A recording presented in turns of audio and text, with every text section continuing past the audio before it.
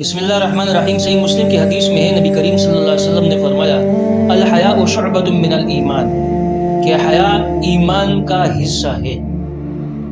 حیا ایمان کا حصہ ہے، یعنی اس حدیث کے اندر نبی کریم صلی اللہ علیہ وسلم نے فرمایا کہ جہاں ایمان ہوگا وہاں پر حیا کا ہونا لازمی ہے۔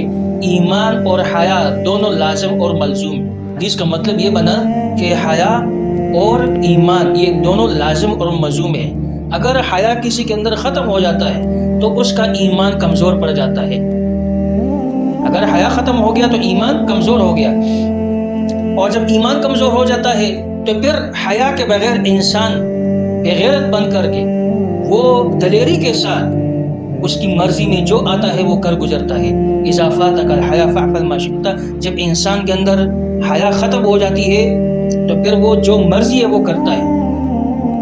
ہمارے معاشرے کے اندر جو خواتین طبقہ ہے، یعنی جو ٹک ٹاک پر آتی ہے، ٹک ٹاکر ہے، اور وہ اپنا جسم کا اور وہ اپنے جسم کو جو نا وہ اس کا نمائش کرتے ہیں، ناچ گانا لگا دیتے ہیں، ناچتی بھی ہے، اور اسی طرح لوگوں کو اپنی طرف مائل کرتے ہیں۔ خود بھی مائل ہوتی ہے، لوگوں کو بھی مائل کرتے ہیں، تو ظاہری بات ہے ایسی خواتین ایمان سے بالکل کمزور پڑ جاتی ہے۔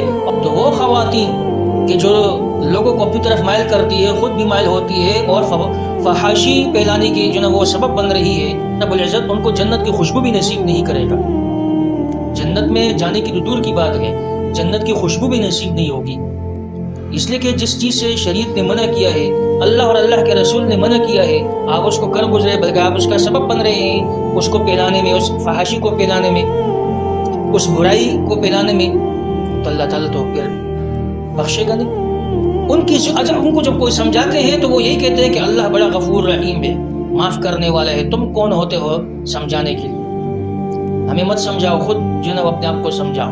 یعنی گویا کہ وہ بالکل لاشے کے درجے میں ہے ایسے لوگ جو نہ تو خود عقل رکھتے ہیں، اور جب کوئی اور عقل کی بات ان کو بتلاتے ہیں تو وہ بھی نہیں مانتے، خود بھی عقل سے فارغ ہیں۔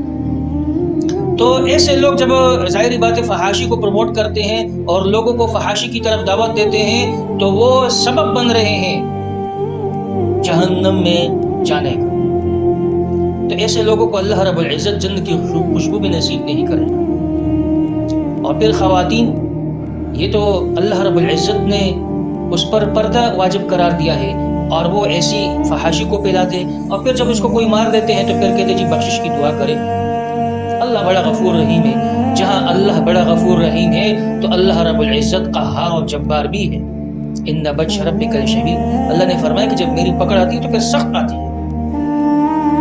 تو چاہے وہ خواتین جو سریعام اپنا جسم کی نمائش کر کے ٹک ٹاک بنا رہی ہے، اور اسی طرح وہ خواتین کہ جو برقع پہن کر بھی آتی ہے، ان کے لیے بھی آنا صحیح نہیں ہے۔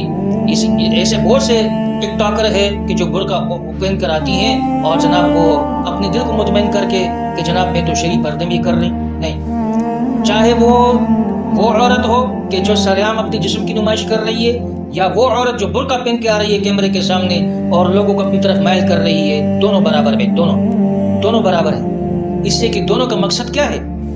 لوگوں کے فالوئنگ لینا، کہ لوگ ہمیں فالو کرے اور اس کی جو ہے وہ لائکس وغیرہ آئے، گفٹ وغیرہ آئے، دونوں کی مراد یہ ہوتی ہے۔ عورت قیمتی چیز ہے، جبھی تو شریعت نے اس کو پردے کا حکم دیا ہے۔ جب عورت نے آج اپنے آپ کو گرا دیا ہے، اسلام نے عورت کو بڑی عزت دی ہے، لیکن آج کی عورت نے اپنے آپ کو بہت ہی نیچ کر دیا ہے، گرا دیا ہے۔ تو لہٰذا ان خواتین کو سوچنا چاہیے کہ وہ کس راہ پر چل رہی ہے۔ یہ دنیا فانی ہے، چند ٹکوں کی خاطر اگر آپ اپنے جسم کی نمائش کر رہی ہے تو یہ خدا سے ڈرو، آپ اللہ سے ڈرنے کے جو نا وہ آپ کو اللہ سے ڈرنا چاہیے۔ آپ یہ دنیا فانی ہے، ختم ہو جائے گی، آپ کی زندگی بھی ختم ہو جائے گی، اور یہ مال دولت سب ادھر ہی رہ جائے گا۔ پچھلے دنوں جو ٹک ٹاکر کو قتل کر دیا گیا، کہاں گئی؟ آج اپنے اعمال کے ساتھ وہ چلی گئی۔ تو اسی طرح میری ان بہنوں سے یہ گزارش ہے کہ کوئی بھی ہو، چاہے وہ سریعام جو نا وہ اس طرح کیمرے کے سامنے آ رہی ہے، برقع پہن کے آ رہی ہے، دونوں اس عمل میں برابر ہے، دونوں کو اس سے باز رہنا چاہیے۔